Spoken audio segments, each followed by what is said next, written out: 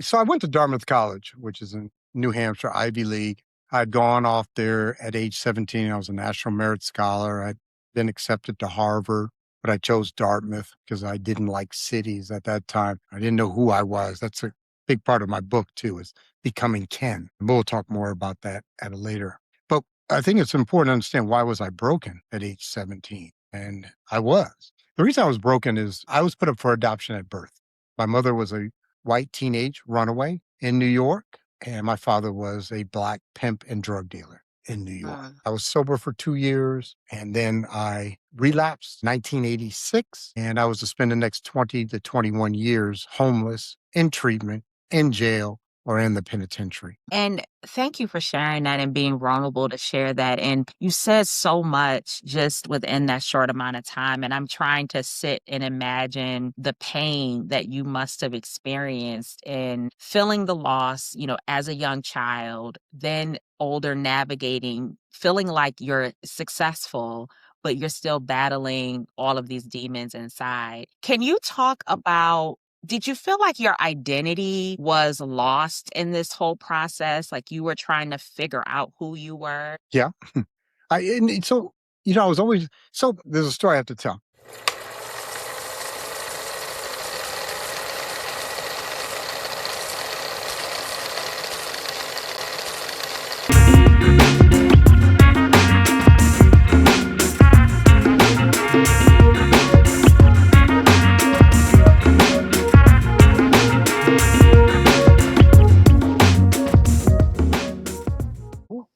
Welcome to the Lived Experience podcast. I'm your host, Dr. Tamia Ryan, and we are back for season 3. I'm so excited and honored to be joined by Ken Miller, whose life story redefines what's possible when you refuse to let your past define your future.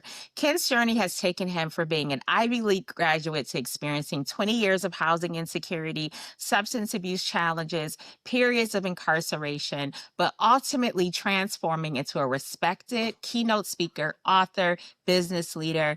As a founder of Denali and a certified fundraising executive, Ken now helps nonprofits and professionals create lasting impact. But what makes his message so powerful is that he's lived every side of the human experience. He knows what it's like to hit rock bottom. He knows the intentional choices that are required to rise again. So thank you so much, Ken, for being here. We're going to also talk about your book, Becoming Ken, One Black Man's Journey from Ivy League to Prison and Back Again, and all of the great knowledge and gems that you're going to drop on the audience today. Thank you so much for being here. Thank you, Tamia. So I like to just kind of get right in and just to give the audience a little backstory. Ken's assistant reached out last year inquiring about being on the podcast. And at the time, I had just finished season 2, but I read his story and I said, no, we're going to make this happen right off the top. I have to get him on. So thank you for being here. And I'd love to just jump in and ask you about your journey. You've experienced so much in your life, highs and lows, and through it all, you've come out on the other side. Can you take us back to those early years? You graduated from an Ivy League school. What was life like that then, and what led to this spiral that followed? So I went to Dartmouth College, which is in New Hampshire, Ivy League.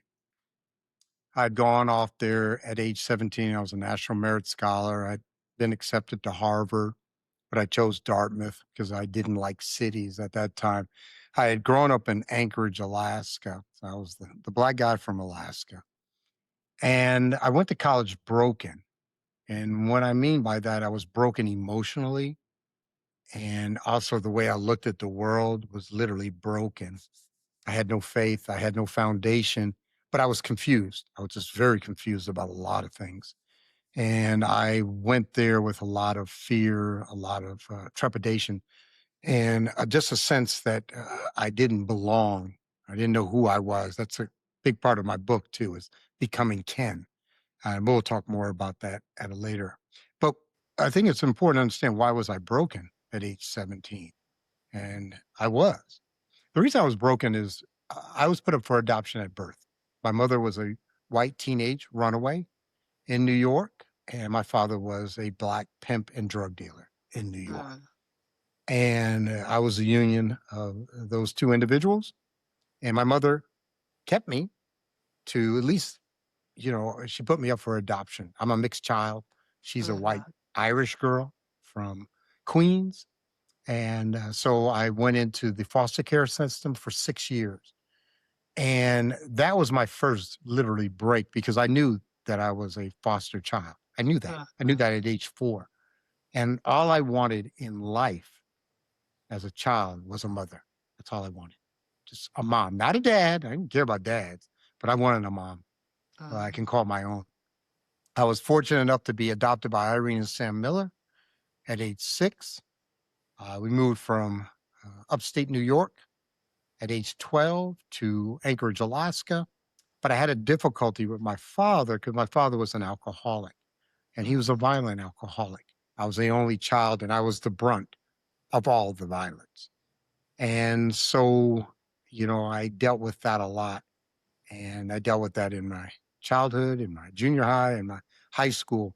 My last half year of my high school. Now you gotta understand, I am like the chosen one in mhm. academically in Anchorage as an African American boy. Yeah. And I had to hide out the last half of my senior year in high school. So I'm coming, and that was out of fear. We literally Right. had to, police were called, all that, and I ended up hiding out. That's my senior year in high school. Supposed to be one of your best times. I go off to college. I'm confused. I'm broken. I'm very immature. And that began a chance for me to be exposed to chemicals, drugs, and alcohol that changed my perception of my reality. Mm, Once I started drinking, I was very shy. But once I started drinking, I could talk to girls, in the fraternities. That was one of the mhm. main reasons I drank. So I could talk to the opposite sex. Yeah. And I drank too much. I was an alcoholic. I had my first drink in October. And by December, I was a full blown alcoholic. And it's Mm, important that people understand what that means. That means that without any sense of certainty, I cannot control the amount that I drink. right. And I drink to excess and I make really bad decisions for me, my loved ones, and society. Mhm, And so I was to continue at that. I get out of college and then I went to my first treatment. I was sober for 2 years and then I relapsed in 1986. And I was to spend the next 20 to 21 years homeless, in treatment, in jail, or in the penitentiary. mm. And thank you for sharing that and being Right? vulnerable to share that. And you said so much just within that short amount of time. And I'm trying to sit and imagine the pain that you must Right. have experienced in feeling the loss, as a young child, then older navigating, feeling like you're successful, but you're still battling all of these demons inside.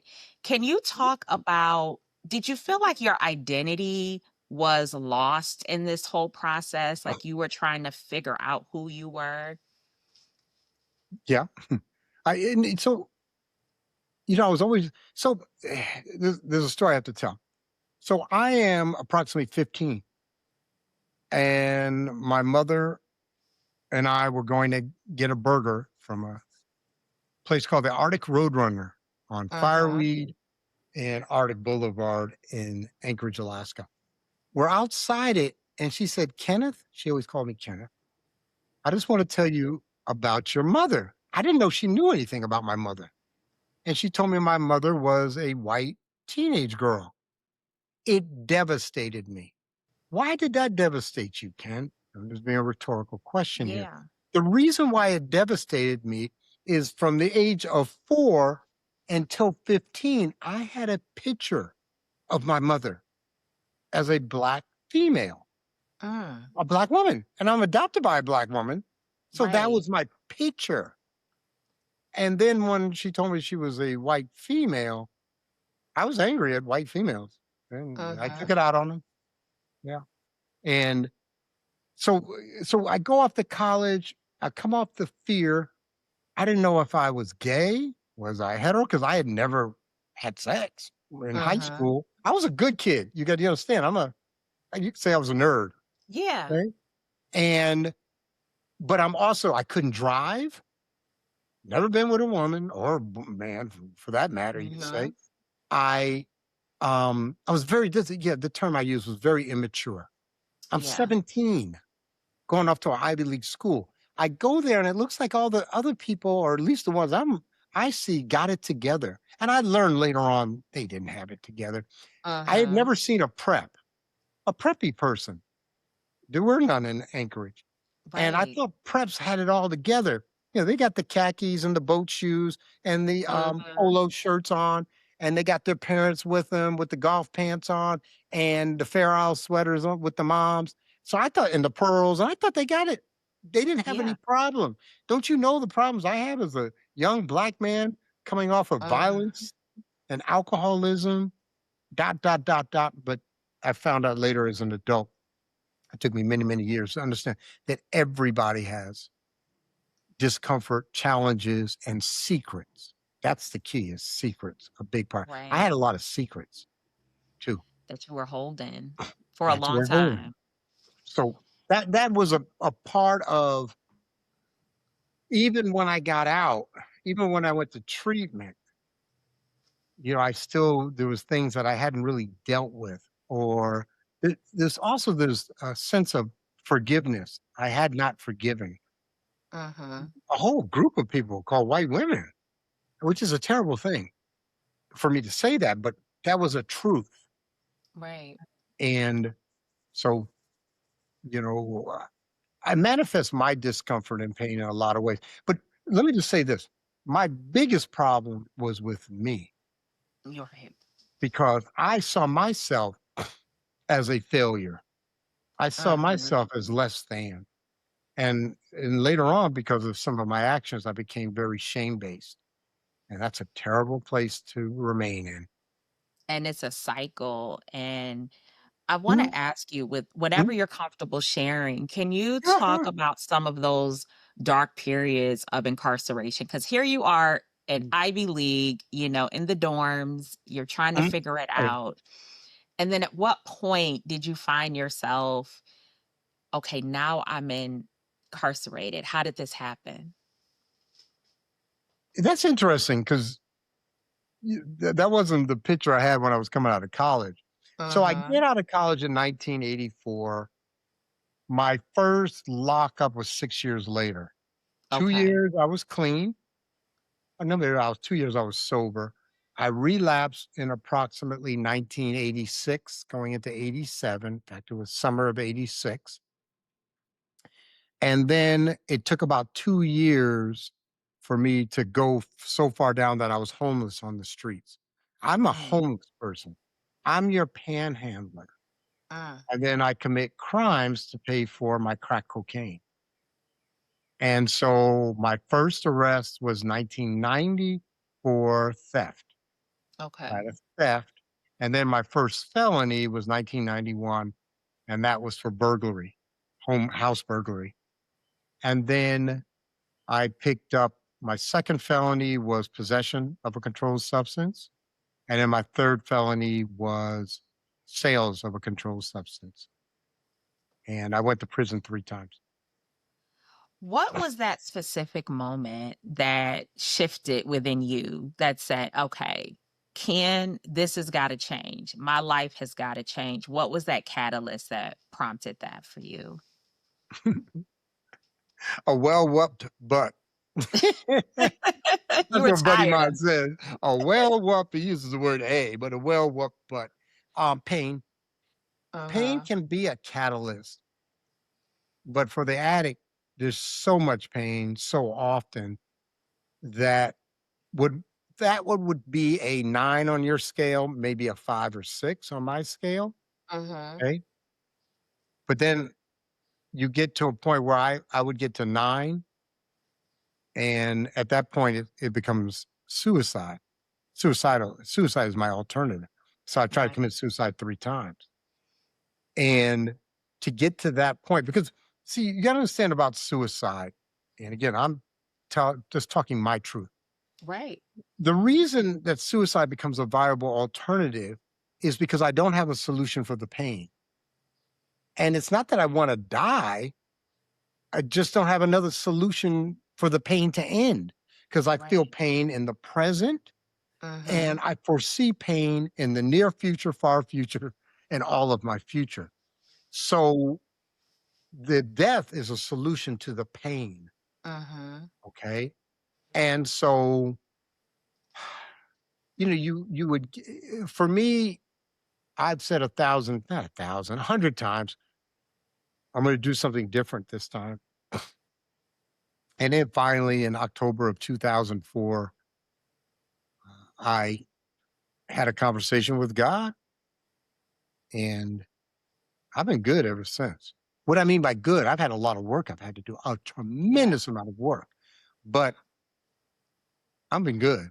I'm good. Mhm. I've never feared going back and using, nor desired it or wanted. I thought about it because I sometimes Mhm. wondered, why do people drink? Or why do Yeah. people do drugs? And I know, but I mean, to me, it's almost like a academic journey Right. as to why Yeah. they do that. But I know why. I mean, I was one. Mhm. To But stop the pain. Yeah. yeah, yeah. Yeah. You talk a lot about radical self affirmation as a Mhm, key to your breakthrough. What mhm. does that actually mean, and what role did it play in your comeback of who you are today?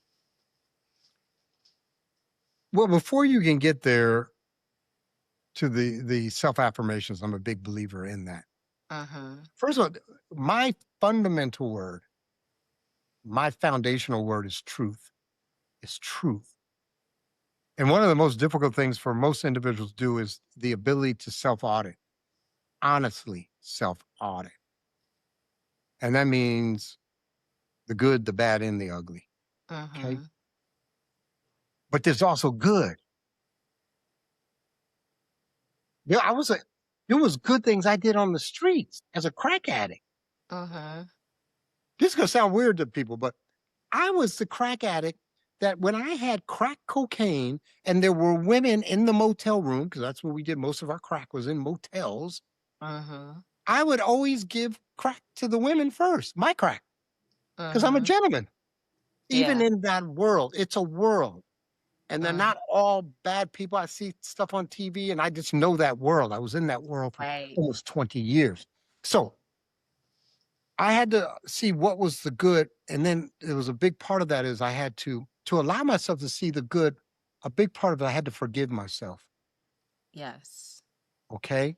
And I also had to let go of the shame. That was a big, big, big, big part of it is Mhm. letting go of shame. I did not let go of guilt. I am still guilty to this day. You can go Mhm. check my court view. Okay, 3 felonies, multiple misdemeanors. Those are the ones they caught me for, Yeah. right? Those are the ones they caught me for. If they had caught me for everything I did, I would probably good chance I'd still be in prison, okay? And Mhm. this is 20 years. My Yeah. next when I went up for my 3rd felony, the judge looked at me, he said, "The next time you come into my courtroom with a felony," and a felony in the state of Nevada is stealing $51 worth of merchandise. That's Wow. the felony level. I am giving you the habitual criminal statute, and I would have received 25 to life. Now, was that scary to you at that point when you heard that? Or were You you darn still kind of right. okay, it did scare you. When people say, Did you believe him?" I said, "I still believe him." "What do you mean, did I believe him?" "To this day, bro, I don't jaywalk, okay?" Right. I'm not even in that state. He's on the Supreme Court now. He's not even a Superior Court judge, but he might Right. have put a note in my file. Give him the habitual. You're like, "You're not getting me caught up, okay?" Yeah, yeah, yeah. So, and I joke about it now, and I really am above the Yeah. law. But one of the keys is that I still embrace guilt. For me, guilt's good. See, one of the difficulties, this is one of the great things about being on podcasts, is I can talk about the nuances of words. Mhm. Not all fear is bad. Right. Not all anger is bad. Mhm. It's just what triggers the anger and what do you do with it. Right. If you call me a punk, I was automatic. I would hit you. I Mhm. would engage in violence. There's 3 words. You can't call me a B, you can't call me an N if you're a white person, and you can't Right. call me a punk. Mhm. And that's prison, streets.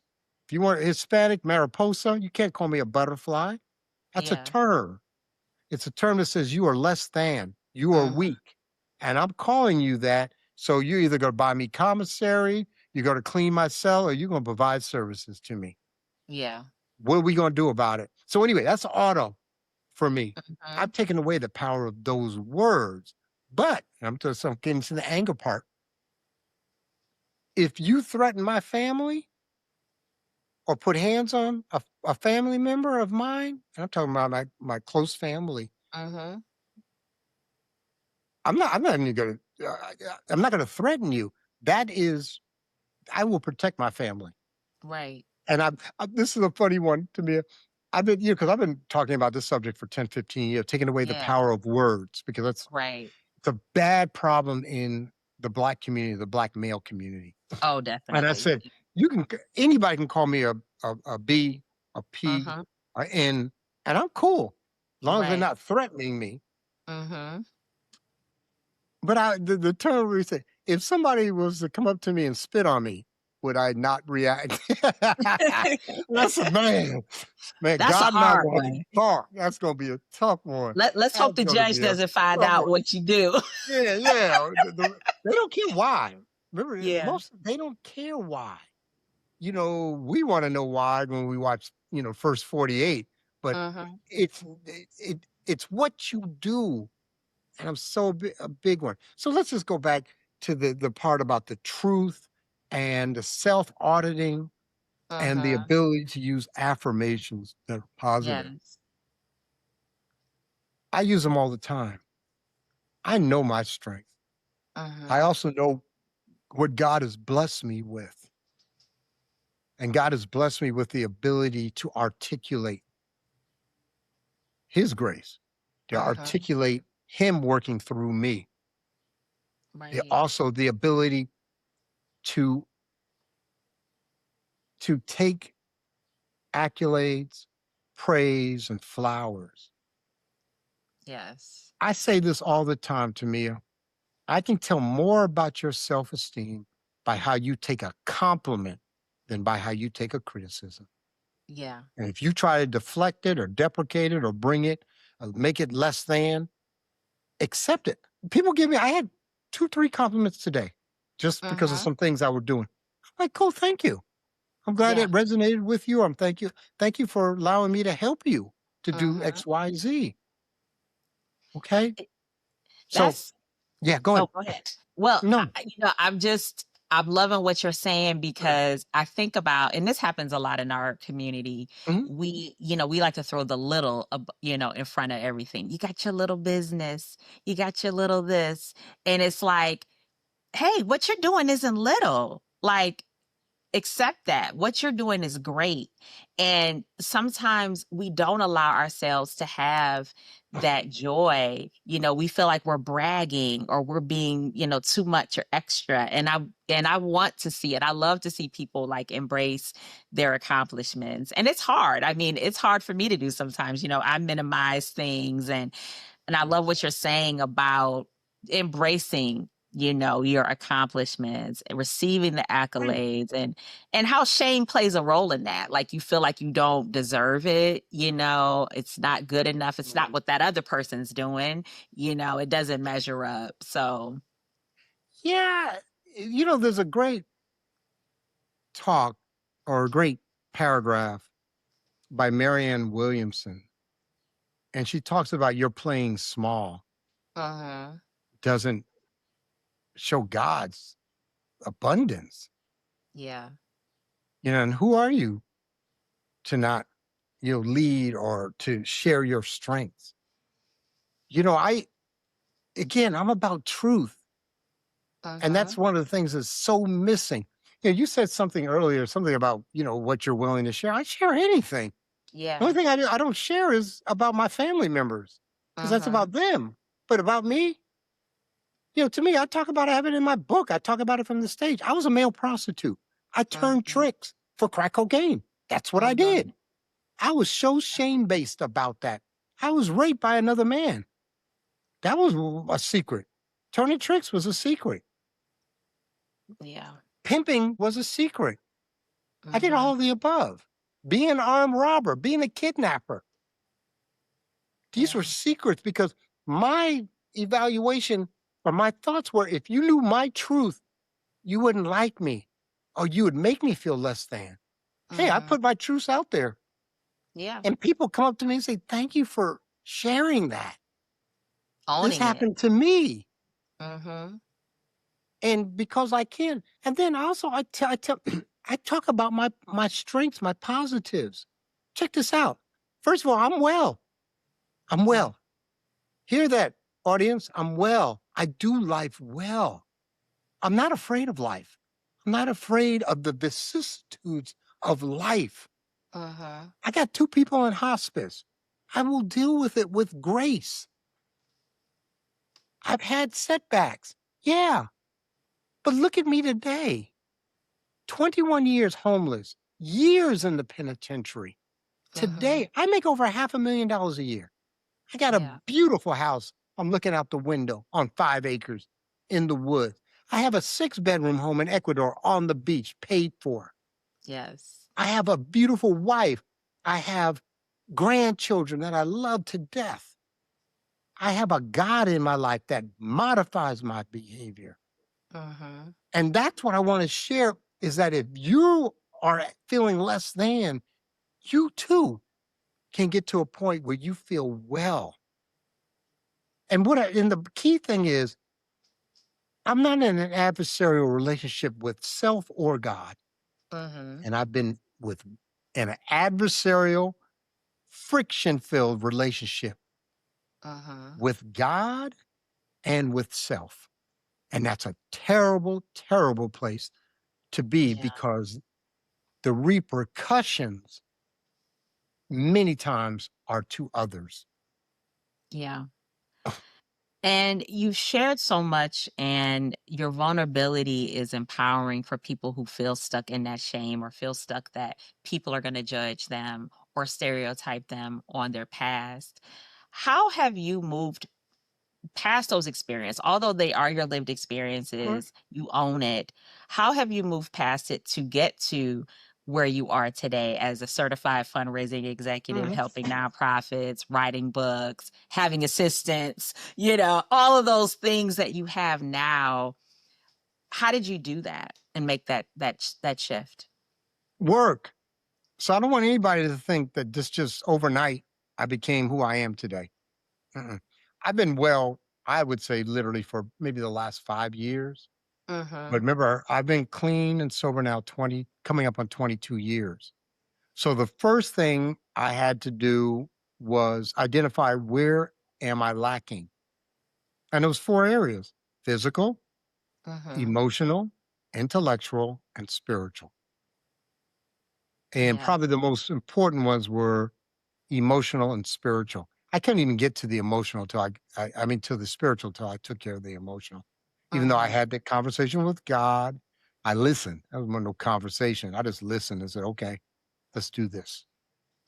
And then I went to counseling when I was in the penitentiary. I was down for 3 years the last time.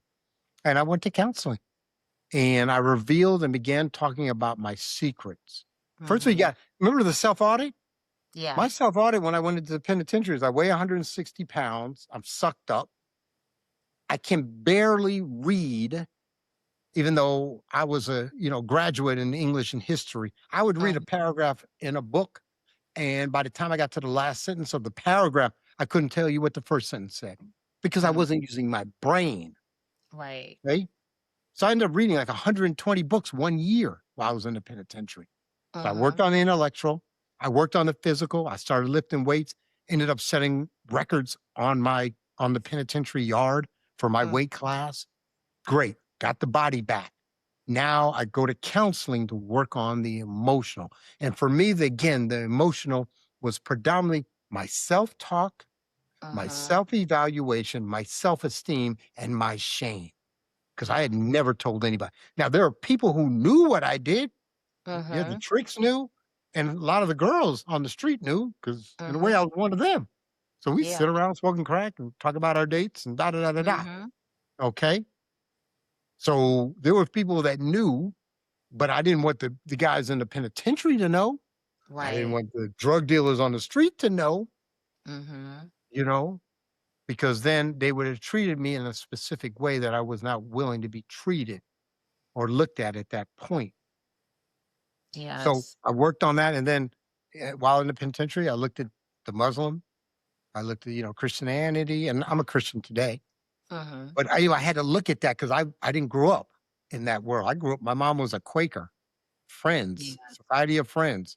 We went to church like 3 times a year, and it's not Mhm, even it's church, and it's a great group. I'm nothing yeah. against them. I'm just saying that's how I grew up. I grew up an Mhm. atheist agnostic, and then I was definitely A atheist. different world. I mean, Different world. you've had so many experiences, like I said, through your life, and Mm, I'm listening to all of it and how you've moved through each stage. I mhm, know a pivotal part, and then we're gonna get into the great mm, work that you're doing now. But I know a pivotal part in your journey was in 2016 where you used Ancestry DNA yep. to help find your birth mother. Can you talk about that discovery Oh, I and love it. what role that played in your healing? It a lot. So in life, first of all, remember, I'm looking for my mother, but I'm Mhm. really looking for something else. I'm looking for truth Right. because I have a picture. All I know is a white teenage girl, a 19, Mhm. 13. I don't know. I don't know what background, what ethnic. I just know she's white. Mhm. Anyway, I did the DNA looking for truth. And also, I was seeking something. I was seeking a relationship, and I wasn't sure I was going to get that. So I Yeah. found her, which is a phenomenal story. I find her and I asked the relative to see if she would meet with me. And if she didn't, I'd have cried, but I would Mhm. have moved on because I put that, this is, her world, and me to come into her world Right. after 56 years, whatever it was, and 53 years. And she was. And so I flew out there like a month later, and we sat down. And the interesting thing about that, so in life, there's a thing called unfinished business. Mhm. And many people struggle with unfinished business. Unfinished business is your daughter was raped and murdered, and you don't know who the killer is. They never found who the killer was. Mhm. Okay. That's unfinished business. Something that is an open book that you're trying to at least put some closure to, usually Yes. emotionally, let alone intellectually. Okay. So I had this unfinished business. I still got one or two that there's some amends I want to make to Yeah. people, but I can't find these young ladies that I abused in the way I did as a pimp. Mhm. Okay. So I find her, and then this was so interesting. I asked her about the story of my father, and she lied to me. She lied to me Yeah. because she had to protect her emotional Mhm. where she was. So she didn't tell me the truth. I didn't find out the truth until after she passed, and I asked my aunt. I said, "Can you tell me really what going on?" And she goes, "Yeah." She thought about it because Yeah. she wanted to honor her sister, but my aunt Cookie told me the truth. And because my mom said it was like a rape thing. It wasn't. She Yeah. was still she was That was her man, on the Mhm. streets. And so anyway, that was cool. So and then I got to meet my black side of the family. We're Yeah. from Georgia, um, Okay. the Fort Benning area, that city. Mhm. Um, and went down there and met them, and that was beautiful. And then I got to meet, and I have three sisters, half Wow. sisters, and that's super cool because Yeah. we are close. And I have nieces and nephews. I'm the trustee of their trust. And Mhm. anyway, it's just beautiful to fill that void, to understand that truth. It's a part of the book too. It just Yes. so it helped tremendous. And this is the other thing, is that I wanted to make sure she understood I forgive her, because I was Yeah. angry for years Mhm. at her but I didn't know why. And once I got more of the story, I was like, You "Oh, understood. I understood." And today I so understand. Can Yeah. you believe it? A mixed child in '62 Yeah. for a good Irish Catholic girl from Queens? It wasn't happening. Mhm. Okay. And I mean, that's just amazing because as you talked about your identity really being fractured and feeling lost, and then you walk away from this with this whole new family, and helping shape your identity. Uh-huh. And you mentioned your book. I want to get into your book, Becoming Uh, Kin, because it chronicles your entire journey. What was it like to write it, and where can people find it? And what do you hope readers take away from your story? the process was difficult, difficult, but I did it. Uh-huh. It took 2.5 years. Cost me $45,000. Wow. Three ghostwriters, publisher, editor. Okay. Have to pay for the audio book. I mean, Mhm. it is what it is. It Yeah. was what it was. I'm so glad I did it. The why, I've had 100 people say, you need to write a book. Yeah. We've barely touched on the stories, Yeah. but more importantly is the transformation. Mhm. And each chapter talks about that. And the reason I wrote it is I wanted individuals to, number one, understand that, believe me, you can't get too much lower than where I was Yeah. on the streets. I'm the guy, I panhandled. Mhm. I'm the person that came up to you, asked you for 50 cents. I'm the one that's living on a piece of cardboard.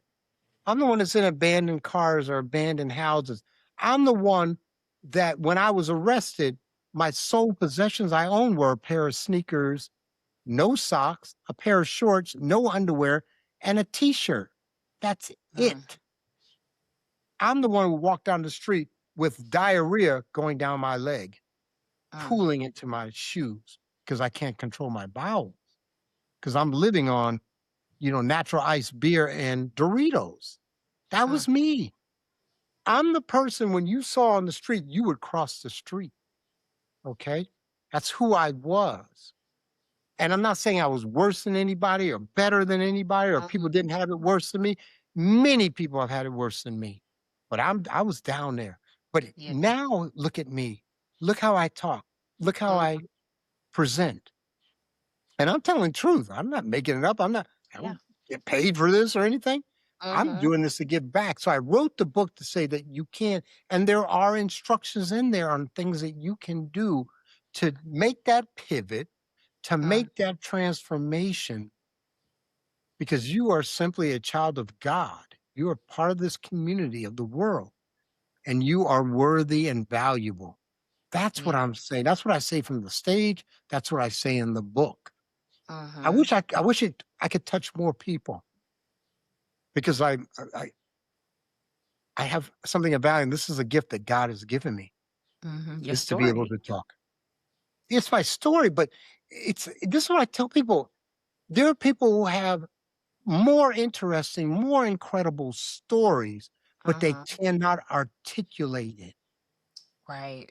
Then there's people that can talk. I'm in a part of National Speakers Association. They're great speakers, but Mhm. they have no stories. Right. Okay. You've got the I connection. have You can make both. the connection. I have, Yeah. yeah, I have both.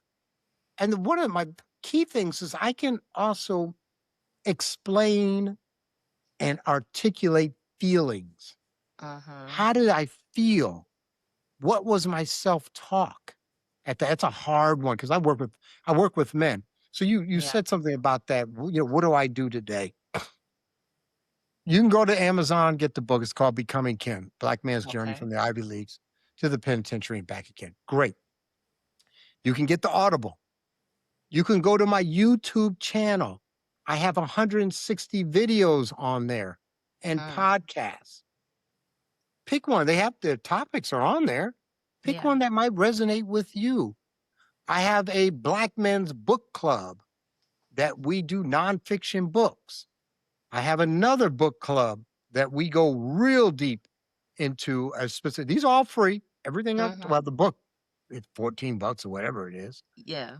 But and I speak from the stage. And if anybody would like for me to speak, I will do it for pay and I will do it for free. Just let Yeah. me know what will work for you. And if I can fit in my schedule and it resonates with me, the audience, I'll come out there and do it online or offline, in person.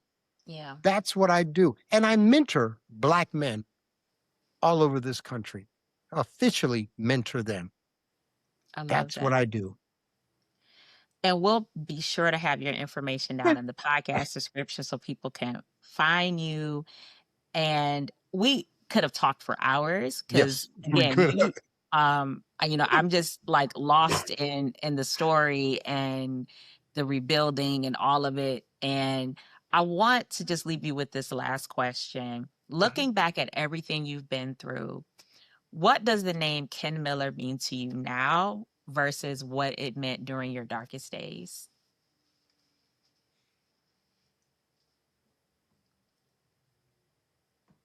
So darkest days, it meant disappointment. Uh-huh. It meant self-hatred. It meant failure. Because I remember I came in with gifts. Yeah. I graduated from an Ivy League school, 21, 6'1", 6'2". I've modeled. Uh-huh. I had it all, and I threw it away to be in this mission in this city at this time, or in Right. this penitentiary for looking at years at this time. Today, and this is a term I use all the time, Ken Miller, because remember, it's becoming Ken. So I didn't really identify as Ken Miller. That wasn't my name on the streets. That wasn't my Yeah. name in the penitentiary. I wanted to become Ken. And Yeah. Ken Miller is a kind and gentle man. He's a lover of Yeah. God. He is a grandfather. He's a friend. He's a husband. We had a term on the streets and even in the Black community, it's called good people. He's good people. I'm good people. Yeah. I'm not saying this to pat myself on the back. I know what I do and I know Uh-huh. how I affect people positively. And when I don't affect people positively, I apologize. I make amends. But that's rare. I'm being Yeah. truthful. It's rare. So that's who can. I just I got to tell the quick story. 1997, I go to a meeting, anonymous meeting, Uh-huh. and a gentleman, Reno, Nevada Triangle Club, and the man's up front and he's talking, and he says, "I am a kind and gentle man today." And I almost fell out of my chair. I literally almost physically fell out of my chair because I'm on the streets and we Uh-huh. did not use that term. Yeah. You did not even want to be known as a kind and gentle person because if you're gentle, I want something you got because you're Yeah. gentle. So you're not going to hurt me because you're Uh-huh. kind and gentle. So that's something I couldn't identify, but I said, and I've had this since 1977. I want to be that man. And I am that person. I have been that person for 10, 15 years. Thank you so Mhm. much for taking us through your journey, just a piece of your journey. I know this isn't all of it. So I want my audience, please go out and get Ken's book, follow him on social media, go to his website, look at all the work that he's doing, be inspired and pay it forward just as he's been doing. I'd love to have you back on and hear Anytime. more about what you're doing and all the great work that you're doing. And thank you so much for listening. We'll be back, Lived Experiences Podcast, in a couple of weeks with another episode.